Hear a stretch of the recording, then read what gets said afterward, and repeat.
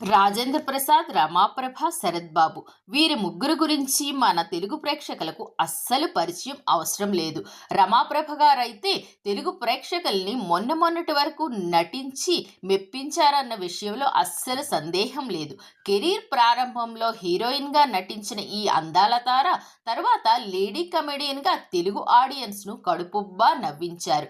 ఎన్టీఆర్, ఏఎన్ఆర్ వంటి దిగ్గజ నటీనటులతో కలిసి నటించిన ఘనత ఒక్క రమాప్రభకే సొంతం అనడంలో అతిశయోక్తి లేదు.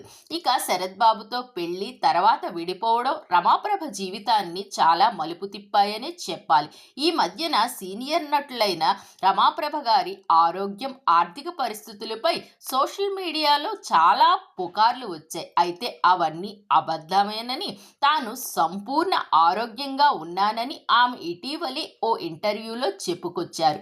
ప్రస్తుతం సినిమా ఇండస్ట్రీకి దూరంగా ఉన్న తన సోదరుని కుటుంబంతో చాలా సంతోషంగా ఉంటున్నాను అంటూ కూడా రమాప్రభ చెప్పుకొచ్చారు.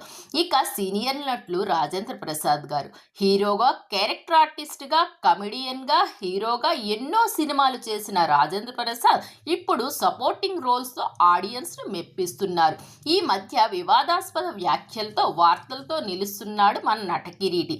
ఈ క్రమంలో రాజేంద్ర ప్రసాద్, రమాప్రభ మధ్య ఉన్న బంధుత్వం గురించి చాలా మందికి ఏమిటి, వీరిద్దరి మధ్య ఉన్న బంధుత్వం ఏమిటి అన్న విషయం గురించి చర్చలు మొదలయ్యాయి. రమాప్రభకు వరుసకు అల్లుడవుతాడు రాజేంద్ర ప్రసాద్. అవును, ఎలా అబ్బా అనుకునే వాళ్ళకి అసలు పిల్లలే లేని రమాప్రభకు రాజేంద్ర ప్రసాద్ అల్లుడు ఎలా అయ్యాడా అని సందేహం వచ్చింది. రమాప్రభ తన చెల్లెలి కూతుర్ని దత్తత తీసుకుంది. ఆమెకు చాముండేశ్వరి అని నామకరణం చేసి పెంచి పెద్దది చేసింది. తరువాత తనే దగ్గరుండి రాజేంద్ర ప్రసాద్ గారితో పెళ్లి కూడా చేసింది. అలా రమాప్రభకు రాజేంద్ర ప్రసాద్ అల్లుడయ్యాడు. దగ్గర బంధుత్వం ఉండబట్టే తరచూ రమాప్రభ గారు హైదరాబాద్లోని రాజేంద్ర ప్రసాద్ ఇంటికి వెళ్తూ వస్తూ ఉంటారు. రాజేంద్ర ప్రసాద్ గారు కూడా అప్పుడప్పుడు రమాప్రభ ఇంటికి వెళ్తుంటాడు. అలా రమాప్రభ, శరత్ బాబులకు రాజేంద్ర ప్రసాద్ అల్లుడవ్వడం విశేషం.